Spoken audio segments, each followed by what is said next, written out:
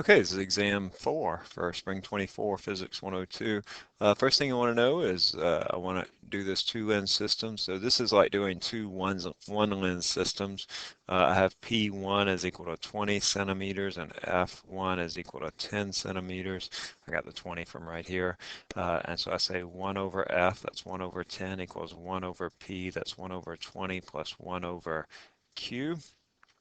Let's see, this is the same as 2 over 20, so if I solve that for Q, I get that Q is equal to 20 centimeters. And so the magnification, M1 I'll call it, is negative Q over P, that's negative 20 over 20, which is negative 1. Now now that I know the position, it's going to be right here, where this is 20 centimeters, that means that this is 60 centimeters.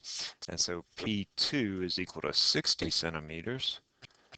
F2, say 1 over F is equal to 1 over 60 plus 1 over Q.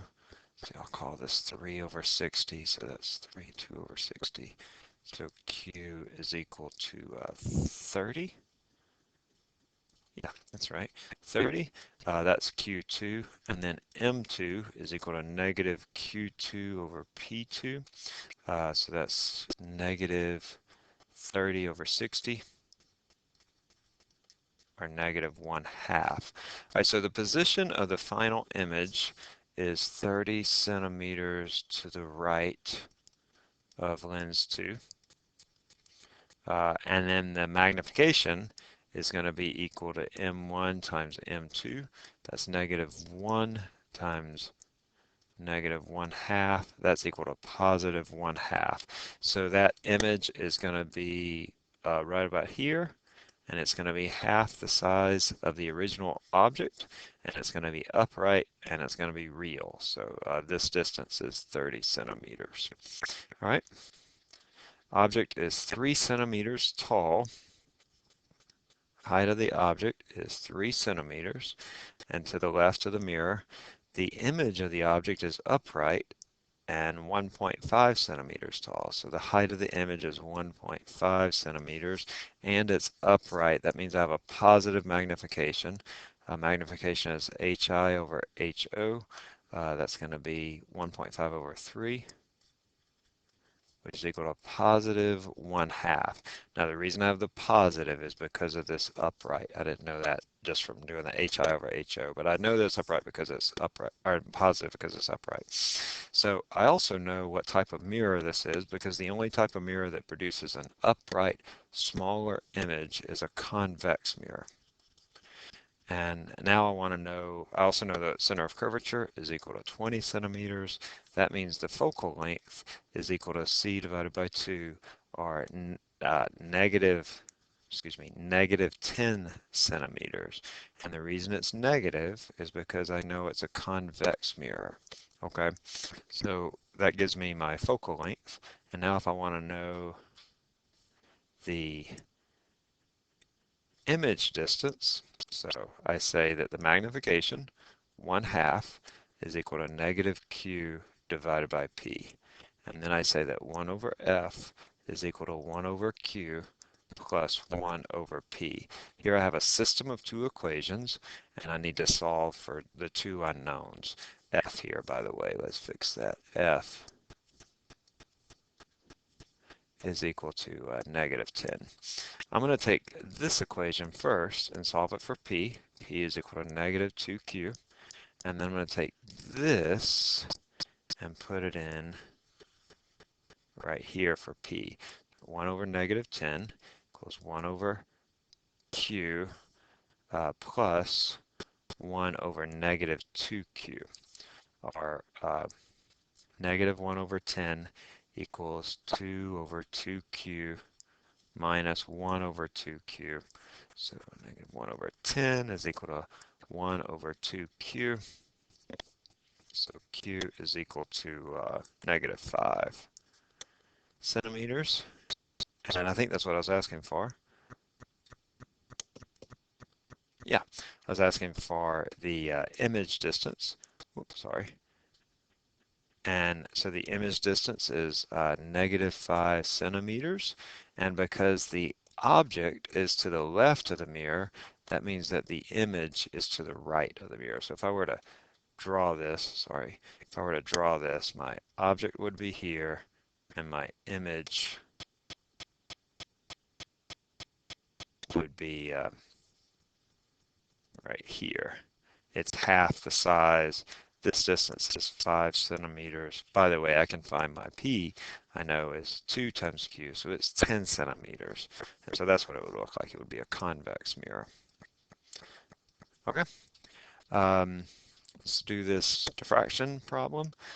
First of all, I want to find the slit spacing. So I know that I have 5,000 lines per centimeter, so the distance D is 1 over that in centimeters. And so that's 1 divided by 0.00. Be careful though, this is in centimeters. And so to fix that, I'm going to move this over 2 more decimal places. So it's 0.0000002 centimeters, or 2 times 10 to the minus 6 meters. So that's the answer. And then what is the distance from the central maximum to the third bright spot on the screen? So I have, here's my double slit grating. I have, I'm sorry, it's not double slit, it's a diffraction grating. So I have a bunch of these little lines right here, but it doesn't matter, it's the same. And then this, we'll call this the distance D. That's just the distance between the slits. This distance right here, I think we call that L. L is equal to 1 meter. D is equal to 2 times 10 to the minus 6. And I'm looking for the third bright spot on the screen. So this is the 0th order, 1, 2, I think there's one more, 3. That means M is equal to 3. So I'm looking for this distance right here. I want to find that angle theta. In order to find that angle theta, I say d sine theta is equal to m times lambda. I know lambda is given. It's 500 nanometers. Okay, so I get 2 times 10 to the minus 6 times the sine of theta is equal to m times lambda. That's in meters. This is in meters. And then theta is the inverse sine of 3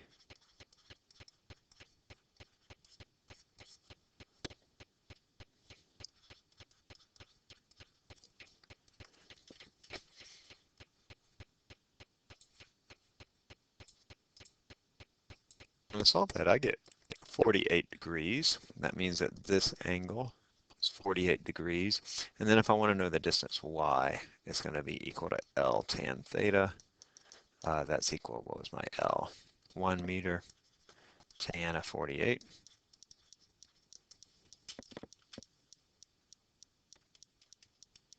I get 1.1 meters. So there's a distance of 1.1 meters on the screen between the 0th order and the 3rd order.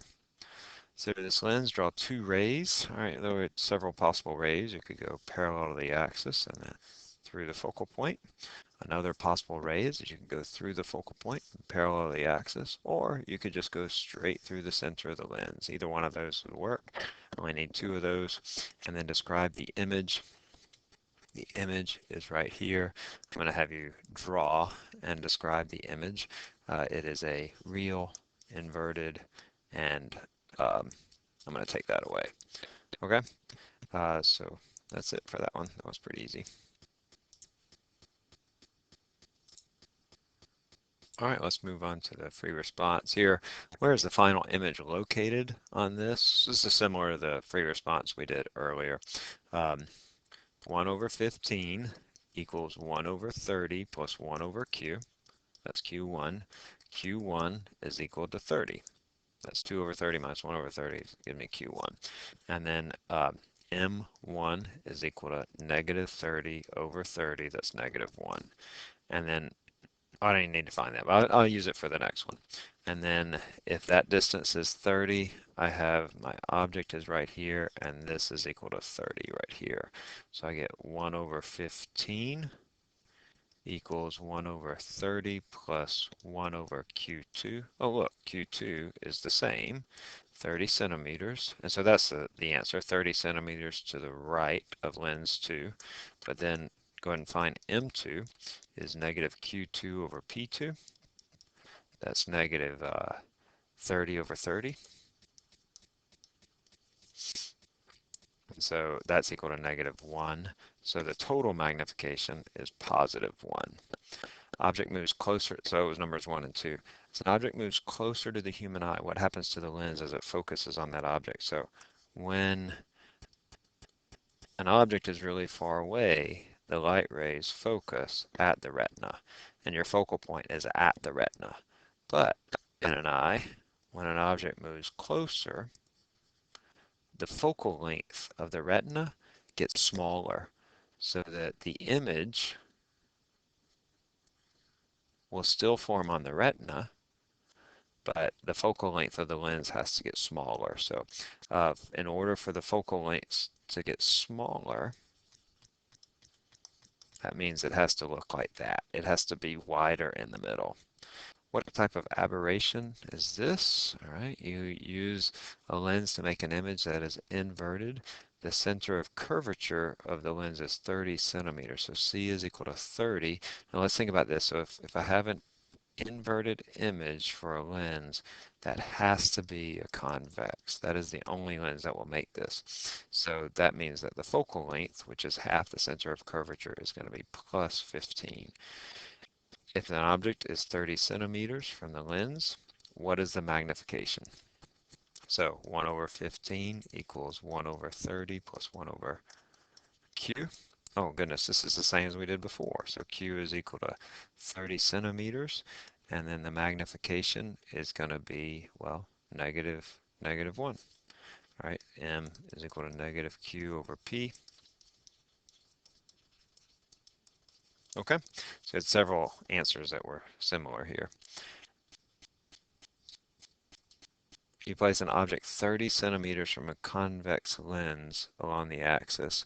If the real image forms at the distance of 10 centimeters, so a real image, that means that I have my P here, which is 30, and then I tell you that you have this real image forming over here, so that means that this is 10 centimeters. So um, first of all, I know it can't be this, because uh, if the object were at the focal length, I wouldn't get any image at all. So this is Q. I just want to have 1 over F equals 1 over 30 plus 1 over 10. I'll rewrite this as 3 over 30. So that's F is equal to 30 divided by 4, which is that. You see an upright, bigger image of yourself. So an upright, bigger image of yourself is a concave mirror. Concave mirror has a positive focal length. And the focal length would be 20 divided by 2, or plus 10 centimeters. If you are 5 centimeters away, what is the image distance? 1 over 10 equals 1 over 5 plus 1 over Q.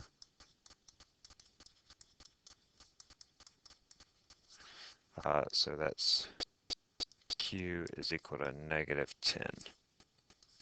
E is the right answer. Stand 100 centimeters in front of a mirror. Find that your magnification is 1/2. So what kind of mirror is this? I'm looking for the focal length, but what kind of mirror is it? Well, in order to get an image that is smaller, that has to be a convex mirror, like the security mirrors. That means that that magnification is also positive. Um, so if I wanted to find the the focal length, I need to know what Q is. But look, notice I can get rid of a couple of options there. Since I know that I have a negative focal length because it's a convex mirror, then I can get rid of A and B. So now I'm stuck with either C or D. So I say M is equal to negative Q divided by P.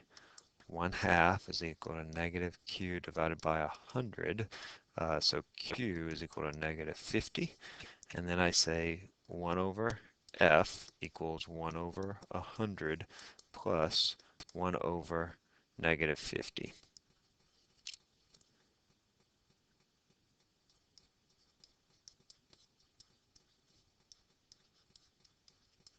So F is equal to negative 100. Yeah, right there. C is the right answer. You look in a mirror and see an image of your nose that is bigger than your actual nose. Which of these options correctly give the type of mirror? The only one that gives you a bigger image is a concave mirror that is virtual and upright. Which of these are correct rules for drawing rays to a spherical mirror? Ray goes parallel to the axis and reflects through the center of curvature? No. Reflects back on itself? No. That would have to be the center of curvature for that to happen. A ray goes to the center of the mirror? No. That would have to go through the center of curvature. A ray goes to the focal point and reflects parallel to the axis. Yeah, that one's right. So 4.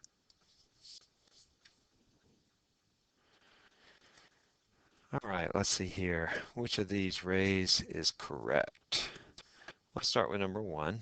Number 1 goes through the center of curvature, and then it reflects back on itself. Okay, yeah, that one's correct.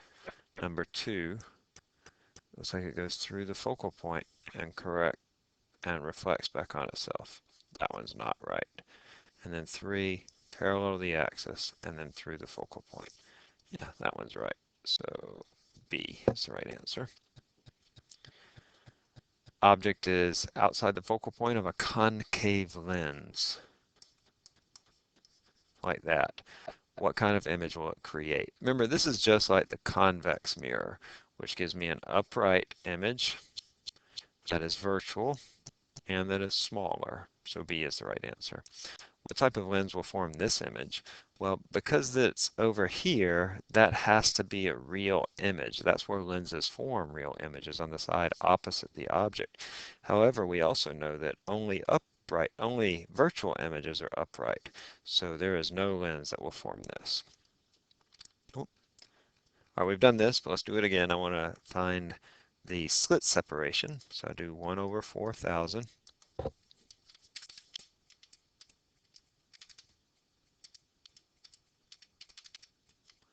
I get 0.00025, but that's in centimeters, so I have to move that decimal place over 2 places. And so it's either C or D. 1, 2, 3, 4, 5, 6. 2.5 times 10 to the minus 6. Fraction grading has that slit spacing, so D is equal to 8.3 times 10 to the minus 7 meters. The wavelength is 436 times 10 to the minus 9. And I want to know how many bright spots. So remember, I'm looking at a special case for my diffraction grading equation where theta is equal to 90 degrees, and I'm looking for m. So I say d sine theta, or d sine of 90, which is 1, is equal to m lambda. Remember, sine of theta, sine of 90 is equal to 1. That's why I don't write it there. All right, so I get m is equal to d divided by lambda. 8.3 times 10 to the minus 7 divided by 436 times 10 to the minus 9.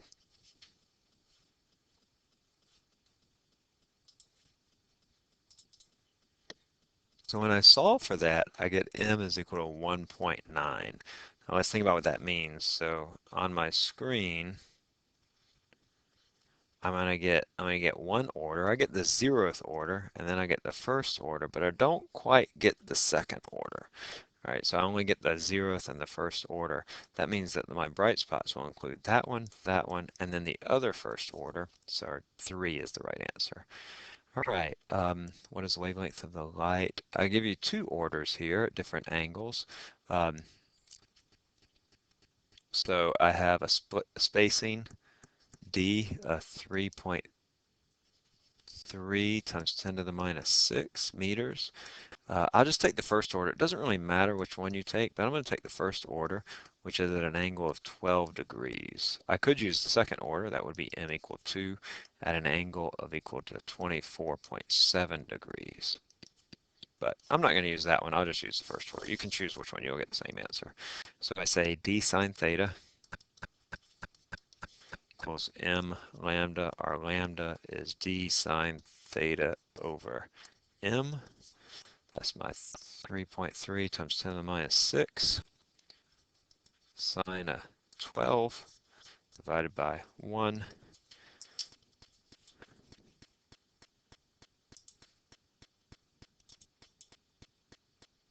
Okay, sorry, I stopped the recording. I think I left off here that this is 686 times 10 to the minus 9 meters.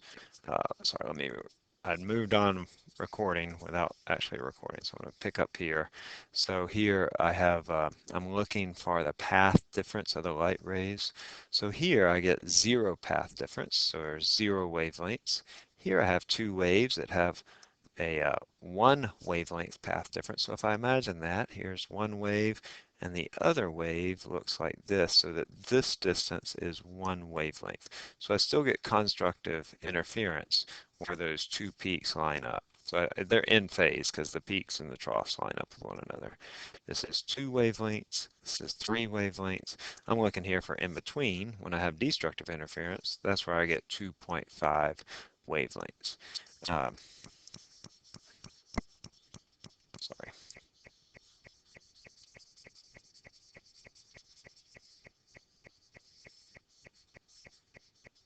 Okay, so now for this one, I have a double slit apparatus.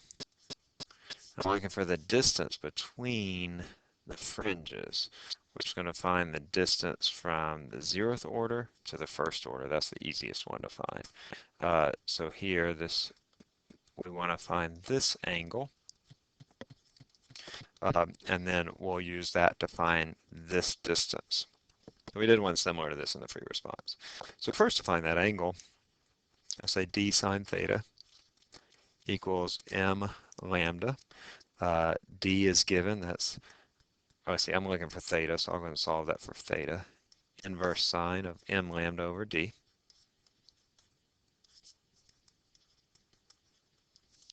M is 1, lambda is 630 nanometers. Don't forget the 10 to the minus 9. And then d is 0.04, but it's in millimeters, so that's times 10 to the minus 3 meters.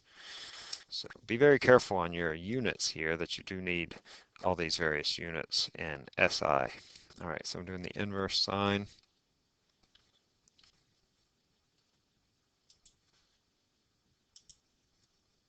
Okay, so that gives me my angle, which is equal to 0.90 degrees. Now I want to know what is this distance y.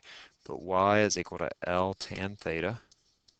L was 1.6 meters, sine of 0.90 degrees. And so that gives me my answer, which is 0.025 meters, or 25 millimeters. We'll go with B is the right answer. And then here, by what amount are these out of phase? Okay, so remember, we really only have several answers, 0 or 360, 180, which is completely out of phase, and then 90. Those are the only ones that I'm concerned about. And here I have where they're offset by a quarter wavelength, which is what I have, and that is 90 degrees. So C is the right answer. They're neither constructive nor destructive, see, because you have a peak that's lining up with a 0 point on this wave. It's neither constructive nor destructive, it's in between. And the only one I want you to know is for 90 degrees. Two waves are initially in phase and have a wavelength of 2 meters. One travels 3 meters, the other wave travels 5 meters. So the difference in those distances, 5 minus 3, is equal to 2 meters. That means the path length difference is one wavelength. And when I have one wavelength difference, notice if I'm delayed by a wavelength, then my peaks line up, my troughs line up, and that gives me a bright spot.